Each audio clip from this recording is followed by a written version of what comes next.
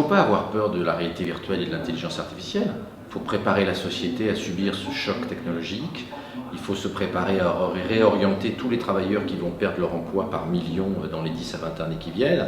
La peur ne sert à rien, il faut se préparer. Le basculement en cours, il va s'accélérer à partir des années 2020-2025. C'est là où la voiture autonome et les camions autonomes vont mettre au chômage des centaines de milliers de chauffeurs routiers. C'est là qu'en médecine, on va avoir l'intelligence artificielle qui va dépasser le radiologue en matière de diagnostic. Donc le grand basculement, il va se faire au cours de la prochaine décennie. Et il va d'abord être lié à l'impact de l'intelligence artificielle.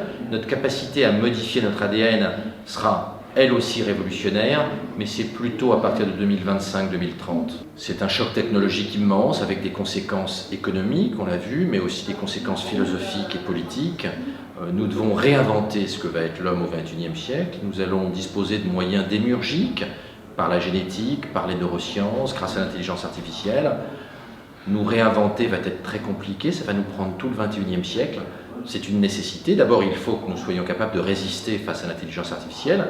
Il faut que nous soyons capables de créer une société dans laquelle le travail va, sinon disparaître, au moins être profondément transformé. Cette évolution va concerner tout le monde, mais elle est made in California et made in China. Nous serons les consommateurs des révolutions technologiques en train d'être inventées sur le bord du Pacifique.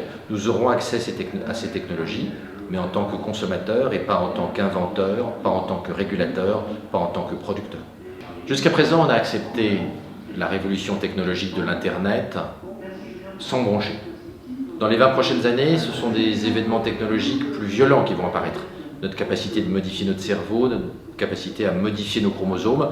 Il est possible que cette fois-ci, il y ait une réaction sociale, peut-être même qu'il y ait des gens qui s'opposent à la technologie. Quand on voit la violence avec laquelle la Manif pour tous s'oppose au mariage homosexuel, on peut imaginer demain que des bioconservateurs s'opposent, y compris par la force, aux nouvelles nanobiotechnologies.